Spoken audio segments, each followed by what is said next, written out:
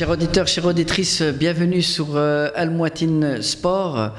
Nous allons commencer par les actus sportifs de la semaine. Le White Star est exclu de toutes les compétitions. Christian Benteke est out pendant 6 semaines et Sergio Aguero, suite à un accident de voiture, est out aussi pour l'instant. Sinon, nous allons revenir un petit peu sur les matchs de la Ligue des Champions qui se sont déroulés cette semaine. Le Real Madrid est parti s'imposer au Borussia Dortmund 1-3. Manchester United est parti s'imposer 1-4 au SCK Moscou. Barcelone est parti s'imposer au Sporting Lisbonne 0-1. Chelsea, sur le plus petit écart, est parti s'imposer à l'Atlético Madrid 1-2. Le PSG a battu le Bayern de Munich 3-0. Et Porto a battu à l'extérieur Monaco 0-3 et défaite du RCA Anderlecht à domicile 0-3 contre le Celtic. D'ailleurs, on parle de la venue de N. Van Azebroek, l'actuel entraîneur de Gand, et on cite comme pour être son adjoint Belossin et Yves Van der Haag. Dans les rencontres de l'Europa League de ce jeudi, Zulte Waregem se déplaçait à la Lazio et n'a pas fait de miracle, s'est incliné sur le score de 2-0. Pour terminer, avec de la Formule 1 au GP de Malaisie, les Ferrari ont dominé les essais et Stoffel Van Dorn termine à la 13e place. On va faire place à notre invité du jour. Bonjour Fabien Watteigne. Bonjour. Donc voilà, ça a été le premier événement, la Nuit des Sports, qui a été organisée à la ville de Bruxelles. Pour ceux qui ne connaissent pas, la Nuit des Sports, c'est quoi? Donc la Nuit des Sports, c'est un principe qu'on a essayé de lancer à la ville de Bruxelles cette année. Le but était de mettre en avant un peu le sport à Bruxelles et d'avoir un peu comme les Nuits Blanches pour la culture, une nuit des sports pour mettre en avant les sportifs de la ville et aussi mettre des événements un peu, je dirais, hors du commun dans les rues de Bruxelles. Quelles sont les activités qui étaient proposées pour les Bruxellois? Alors je dirais d'abord on a eu 3 grandes compétitions qui étaient donc premièrement la course de nuit, le Night Run, qui commençait à 22h du Parc Royal et qui finissait au Parc Royal aussi, qui fait une boucle dans Bruxelles. On a eu plus de 6000 coureurs dans les rues de Bruxelles, avec une petite lumière, donc vraiment des images très impressionnantes de personnes qui couraient avec des petites lumières et visuellement très impressionnant, applaudis par tous les touristes et tout, donc c'était vraiment une belle image pour Bruxelles. Fantastique. Et sinon, il y a eu d'autres... toutes les activités se sont déroulées sur à peu près, je suppose, un petit peu partout sur le territoire de la ville de Bruxelles. Il y en avait un petit peu sur tout le monde, comme on sait qu'un petit peu le territoire de la ville de Bruxelles a une petite forme de poire, comme ça. Tout à fait, c'est une forme particulière. Voilà, et donc dans le centre, on a eu aussi deux gros événements. Je dirais d'abord, on a eu un championnat d'Europe de drone, ce qu'on appelle la Drone Champions League, donc l'équivalent... en drone de la Champions League au football, on va justement parler des résultats. Vraiment très impressionnant, on fait partie des 5 pays dans le monde où ça se passe, vraiment des images incroyables, surtout le soir, donc plus de 20 000 personnes qui sont venues. C'est vraiment un peu différent, quelque chose d'inhabituel qu'on a dans les rues de Bruxelles, donc on était très contents. Et on a eu aussi Sanadja, donc la boxeuse du Palais du Midi, la bruxelloise qui s'est battue pour sa ceinture contre une hongroise et qui a largement gagné, devant plus de 5000 personnes amassées devant la bourse, une belle soirée. Et ça le combat s'est déroulé vraiment en plein air, quoi, en plein air devant la bourse. Ah ouais, ok, parfait. Ouais, c'est vrai que je l'ai déjà vu à l'œuvre, j'aimerais pas, on va dire, me disputer avec elle. Hein. Non, donc, voilà. Et sinon au niveau du Palais du Midi, il y a eu aussi un match c'est ça. de gala. Donc ça, c'était, je dirais, les 3 événements, on dirait un peu différents, mais on a essayé aussi de développer dans les sports plus traditionnels. Par exemple, tu parlais du Palais du Midi, on a essayé de faire une sélection. Il y avait une sélection entre le LART et le Basic Fit Brussels. Maintenant, Addison 25 avec Addison 25 qui avait joué, je crois, contre une équipe qui avait fait une équipe All-Star de la ville de Bruxelles contre une équipe All-Star, je dirais, du reste de Bruxelles. Ah, bien fait. Et du reste. Et c'est vraiment un beau match spectacle au Palais du Midi. Donc c'est vraiment une belle promotion pour le futsal et de voir un peu les stars du futsal. Je dirais dans un esprit plus détendu, faire un peu montrer leur technique, donc c'était très, très sympathique. Des légendes contre des légendes, on va dire. Exactement, un peu All-Star, un peu le Star Game, comme au basket, on va dire. La crème de la crème. crème. Mais voilà. Maintenant, venons ici, on va dire, au niveau des infrastructures, en fait, ici à la ville de Bruxelles. Comme on sait qu'il y a de plus en plus, le sport est beaucoup mis en avant ces dernières, on va dire, ces dernières années, ces derniers mois. Donc, on vit sport, comme on dit, un corps sain, du sport. Quels sont les outils mis par la ville pour développer, pour qu'on puisse faire plus de sport que qu'est-ce qui existe déjà actuellement, enfin, je veux dire. On a déjà pas mal de salles sur le territoire de la ville, donc je dirais dans le Pentagone, centre-ville, on a déjà par exemple le Palais du Midi, le Stade Van der Putten aux arts et métiers, on a la salle de la Roue, on a la salle Rempart des Moines, donc ça c'est pour centre-ville. On a une salle à Neder-Overembeek où on a le Basic Fit Brussels en division 1 de basketball. Ah oui. On a la salle de Laken, je dirais originellement le centre du Lart, même s'ils jouent leur match officiel au Palais du Midi, ça reste quand même la salle du Lart. Et voilà, et en grand foot, on a encore évidemment le petit chemin vert et ce qu'on appelle les croix de guerre à Neder-Overembeek pour les matchs de grand foot. Plus tous les dojos et petites salles, mais je ne vais pas rentrer dans tous les détails parce que la liste est longue.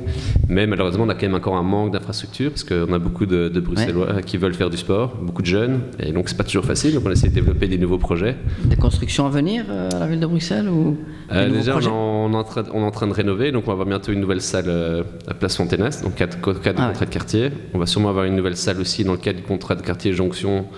Près de la gare de la Chapelle. Donc ça c'est bien aussi, des nouvelles infrastructures avec aussi des dojos et des nouveaux vestiaires parce que sur certaines salles tombent vraiment en désuétude.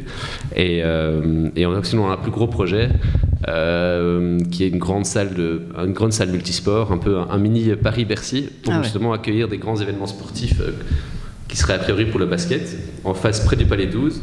Mais qui pourrait accueillir d'autres compétitions, par exemple un championnat d'Europe de mini-foot, du handball, du basket. Donc d'avoir une salle de 3-4 000 personnes où on pourrait accueillir un peu tout le monde, parce qu'on n'a pas à Bruxelles région de salles capables d'accueillir des gros événements. Donc Bruxelles prendrait vraiment, on va dire, les activités sportives de Bruxelles. Donc comme on sait qu'il y a beaucoup de clubs phares dans certaines aussi sports et compétitions, donc pourront vraiment accueillir, on va dire, comme ça se passe par exemple, plus en France ou qu'ils ont plus d'infrastructures. Donc ça veut dire des gros événements, quoi. De dire vraiment des événements, on va dire, européens, quoi, à une grande échelle. Quoi. Ok, d'accord. C'est que tu disais en France, justement, c'est que chaque petite ville, chaque petit quartier a une salle de 4-5 000 personnes. Et à Bruxelles, c'est incroyable qu'on n'ait pas encore ça. Donc imaginons que le Lart, par exemple, ou la Naissance 25 veut faire un match de Coupe d'Europe ou inviter ou faire un match de gala, il serait bloqué par des salles de maximum 1000 places comme on a maintenant. Donc de pouvoir accueillir justement des matchs de haut niveau dans de belles infrastructures, ça me paraît évident pour une ville comme Bruxelles. Donc la ville de Bruxelles est très près de ses citoyens sportifs et aussi... on va dire aussi, est-ce que vous recevez, est-ce que la ville de Bruxelles aimerait par exemple, on va dire qu'il y ait d'autres activités sportives, est-ce qu'il y aurait d'autres demandes qu'à part, est-ce qu'on aurait, on va dire, est-ce qu'on a assez d'infrastructures pour proposer d'autres activités, mis à part ce qui est déjà présenté aujourd'hui?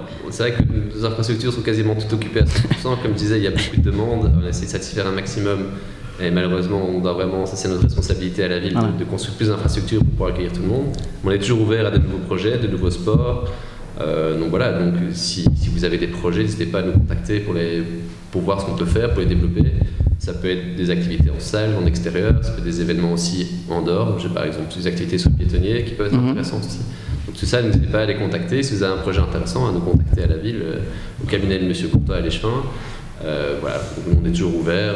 À l'écoute et prêt à soutenir des projets qui sortent de l'ordinaire et qui servent à promouvoir un petit peu la santé et le sport de vos citoyens bruxellois, je dirais. Exactement. Par exemple, le combat de boxe dont vous parlez, c'était une discussion qu'on avait eue avec le club de boxe du Palais du Midi. Ouais. Et ils sont venus nous voir, ils nous ont parlé tiens, on aimerait bien faire un championnat du monde, qu'est-ce qu'il y a moyen de faire et tout. Donc on a travaillé ensemble. On a essayé de collaborer pour faire ces magnifiques événements devant la bourse, donc devant 5000 personnes, je répète. Et voilà, on soutient financièrement, logistiquement, on essaie d'aider au maximum pour que ça ait lieu. Et voilà, donc c'est parti d'une idée gérée de base, et à partir de là, on essaie de développer, de soutenir toutes les initiatives. Donc ça c'est vraiment ouvert à tous les Bruxellois de venir essayer d'avoir un projet, de venir le présenter et voir si c'est possible. Pas toujours possible, mais on essaie en tout cas de le faire quand c'est possible. On essaie de trouver des solutions. Il faut dire aussi que on va dire, avec le nombre de vos salles, il y a, on va dire, je n'ai même pas assez de doigts pour les compter, mais on a aussi beaucoup d'équipes bruxelloises de tous les quartiers, on va dire, qui représentent un petit peu tous les quartiers de Bruxelles, qui sont engagés dans des championnats, comme par exemple le championnat de la Ligue francophone aussi de football en salle. Et c'est vrai qu'on va dire qu'à un moment donné, on ne peut pas contenter tout le monde, mais la ville répond déjà avec bientôt des nouvelles infrastructures et est en train d'étudier toute formalité pour rajouter plus de sport. C'est vrai qu'on parlait du LART et de la SN25, qui sont les deux plus grands clubs qui ont des beaux projets, qui sont en division 1 de la Ligue. Qui sont au top. Mais il y a beaucoup de petites équipes aussi, de petites structures qui font beaucoup de travail avec les jeunes de nos quartiers, différents quartiers de Bruxelles, et ça aussi, il faut les soutenir à leur manière. Donc, on les oublie pas, quoi. On les oublie pas, on essaie de trouver toujours. C'est pareil pour le basket, il y a le Basic Fit Brussels qui est en division 1, mais aussi après des jeunes, d'autres plus petits clubs qui font du magnifique travail auprès des jeunes. Donc, je pense que le Basic Fit Bruxelles Basket, est-ce qu'il ne joue pas aussi des matchs européens ou pas? Ils jouent ce soir leur premier match qualification pour la Champions League de basket. Ils jouent en Allemagne à Ludwighausen, je pense. Ah ouais, ok, d'accord. Exactement. Mais donc ils jouent leur match retour lundi. Donc voilà, match aller est ce soir en Allemagne et match retour lundi. Donc s'ils se qualifient, ils vont jouer des matchs de très haut niveau à Sadeneder-Overbeek. Effectivement. Donc voilà, le travail, le sport paye, et voilà, on n'a pas cité tous les autres sports, mais j'ai été un petit peu m'intéresser sur votre site pour un petit peu prendre des informations, et j'ai vu qu'il y avait tous les autres sports, qu'il y a des sports de combat, qu'il y a des sports artistiques, qu'on fait aussi de la danse. Franchement, moi je pense que le plan numéro 1, c'est d'habiter la ville de Bruxelles, on va dire. Hein. Alors on essaye d'investir, on a par exemple refait une nouvelle salle de boxe au Palais du Midi aussi, pour les arts martiaux. On a remis des nouveaux tapis pour tout ce qui est taekwondo, karaté, judo. On a refait la salle de billard aussi, parce qu'on a encore beaucoup de fans de billard. Donc on a une salle de billard au Palais du Midi, qui est assez peu connue. On a rénové la salle de lac il n'y a pas longtemps, justement pour les sports de salle. Donc on a vraiment aussi de nouveaux dojos là-bas. Donc on essaie vraiment il y a plein de sports, chacun va pouvoir trouver son sport. Et on essaye le maximum. Donc je ne vais pas faire la liste des nombreux clubs, mais il y a plus de 300 clubs à la ville, de plein de sports. C'est pas évident de contenter, on va dire tout le monde, mais franchement, qu'est-ce qui est déjà, on va dire, proposé jusqu'à aujourd'hui? Je pense que il y en a pour tout le monde. Un petit message pour les Bruxellois, amateurs de sport. Écoutez, je pense qu'il y a vraiment de quoi satisfaire tout le monde, enfin j'espère en tout cas en matière d'offres sportives, donc essayez d'aller voir ce site de la ville, il y a la liste de tous les clubs, tous les sports avec toutes les coordonnées, donc si vous êtes intéressé par un sport, il y a probablement un sport qui vous intéresse dans une des salles près de chez vous. Voilà, on a parlé Nederlac, on a aussi Aachen aussi, pour tous ceux qui habitent à Aachen, il y a aussi une belle salle de sport là-bas, avec un club de football aussi. Donc normalement on essaie vraiment que tous les clubs bruxellois aient un club sportif pas trop loin pour faire leur sport, donc ça c'est aussi une possibilité. Donc voilà, si vous avez des idées de sport, ou inscrire vos enfants ou venir vous-même, allez voir ce site de la ville, il y a plein de clubs, en espérant que vous trouvez votre bonheur là-dedans. Tous les clubs sportifs sont référenciés, je pense.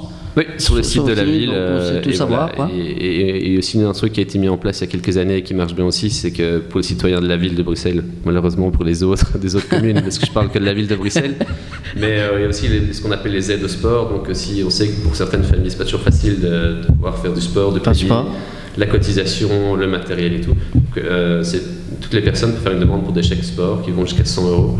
Qui permettent au fait, je dirais comme un ticket, un chèque repas, de diminuer, de payer sa cotisation avec ce chèque de 100 €, donc de diminuer la facture de la cotisation. Ça c'est vrai que c'est bien, je pense qu'on fait pas ça dans toutes les communes. Hein. À Bruxelles, on mise sur vraiment l'accès au sport pour tout le monde, je suppose. Exactement. Même pour le public, on va dire, qui est plus précarisé. Donc moi, tout ce qui me reste à vous dire, c'est que vous n'avez plus d'excuses pour ne pas vouloir faire du sport, hein, d'accord. Sinon, merci, Monsieur Fabien Watten, d'être venu dans nos studios. Merci de m'avoir invité, c'est toujours un plaisir. Donc voilà. Donc notre émission approche de la fin. Donc on va vous annoncer aussi, je vais vous annoncer aussi le match de ce week-end qui va se dérouler au Parc Astrid entre Anderlecht et le Standard. Hein, un petit prono. Hein. Allez, 3-0. Je pense savoir. En tant que bruxellois, mais c'est sûrement pas objectif. Je pensais savoir déjà le score avant de vous poser la question. Voilà, chers auditeurs, chères auditrices, merci d'avoir suivi notre émission et je vous donne rendez-vous vendredi prochain avec un nouveau sportif ou un projet sportif à mettre en avant. Merci, au revoir.